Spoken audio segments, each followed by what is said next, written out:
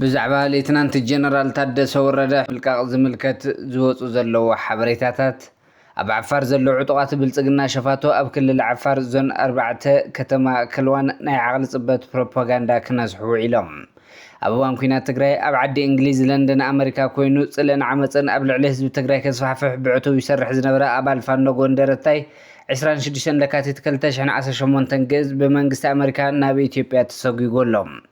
ቅድሚ ሰዓታት 3500 ቶን ነዳዲ ጽዕነት መርከብ ኣሜሪካ ብናይ ሩስያ ሱ-35 ይጽዓን ኣላ መኸተ ኢራን ንዓለም ዘስደመመ ኮይኑሎ ሰላም ኣብ ኩሉ ኩርናዓት ዓለም እትርከቡ ተኸታተልቲ መደብና ዜናታት ዝዕለት በርእስተ ዜና ፈሊምና ናብ ዝርዝሮም ክነስግረኩም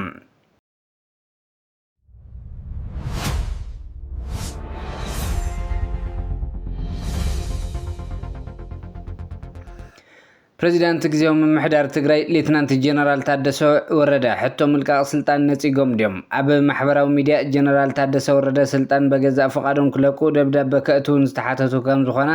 ነቲ ሕቶ ከም ዝነጸግዎ ተገይሩ ዝሓልፍ ዘሎ መልእኽቲ ሓቅነቱ ክሳብ ክንደዩ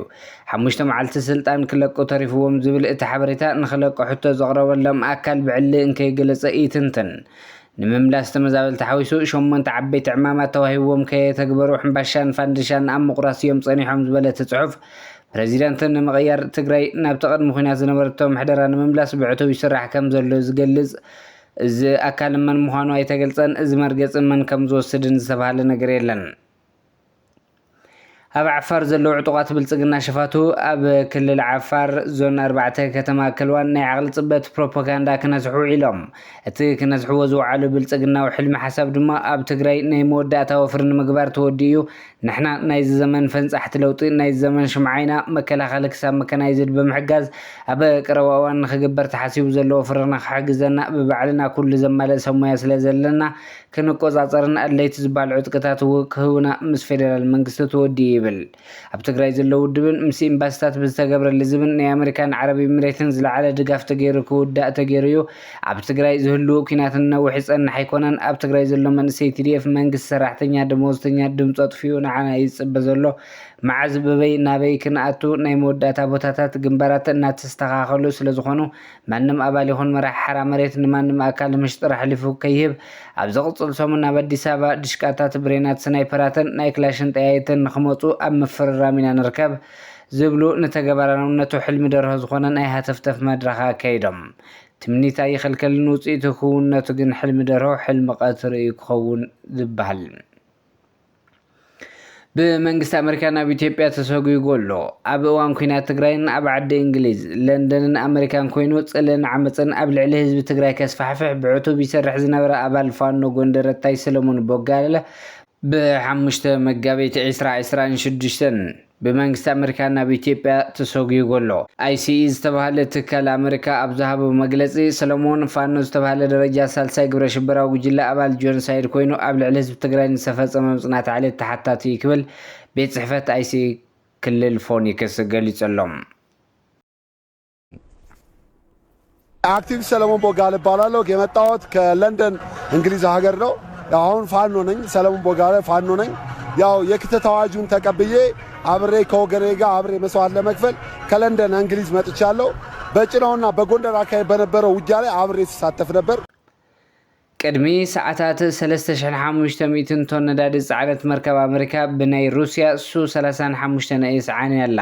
ቅድሚ ሒደት ሰዓታት ጥራሕ ነፋሪት ውግእ ሩስያ ሱ-35 ኣብ ባሕሪ ዓረብ ኣብ ልዕሊ ሓንቲ ንግዳዊት ጽዕነት መርከብ ኣሜሪካ ብሃንደበታዊ መጥቃዕቲ ብምፍጸማ ነቲ መርከብ ንስርሒት ኤፒክ ፉሪ ዝድግፉ ሓይልታት ኣሜሪካን መሻርክታን ዝዓለመ 3500 ቶን ኣገዳሲ ቀረብ ነዳዲ ኣዕንያቶ እዚ ድፍረት ዝመልኦ መጥቃዕቲ ሩስያ ክሳብ ሕዚ ኣብ ኩናት ኢራን ቀጥታዊ ተሳትፎ ምዃኑ ዘመላኽት ቅጽበታውን ጨካንን ምላሽ ኣሜሪካውያን ድማ ኣበጊሰሎ እታ ንስርሒታት ወሽመጥ ዓረብ ንምድጋፍ ብመደበኛ ንግዳዊ መስመር እትሰርሕ መርከብ ካብታ ኣብ ክልል ኣየር ኢራን ወፂኣ እትሰርሕ ጀት ሩስያ ብዝተተኮሰ ምዕቡል ካብ ኣየር ናብ መሬት ዝኸይድ ሚሳይል እያ ተሃሪማ ሓላልታ ነታ መርከብ ሸፊንዋ ሕዚ ንሰራሕተኛታት እታ መርከብ ናይ ምድሓን ጻዕርታት ይካየድ ስለ ዘሎ ጸሊም ትኪ ናብ ሰማይ ክተክኽ ይረአ ከም ዘሎ ይዝግለጽ مخات إيران عالم زسدم من خنيو بعلة 28 لكاتيت 2026 أمريكان إسرائيل أبرئ إيران كينات مواجن سعبو علمنا بحفشا وشمت فارس دما بفلاي ماليا زي بلو فصامتات تاعنا قديم أمريكان إسرائيل كم تزحسبون إيران دبدبن كعرفا أي كالان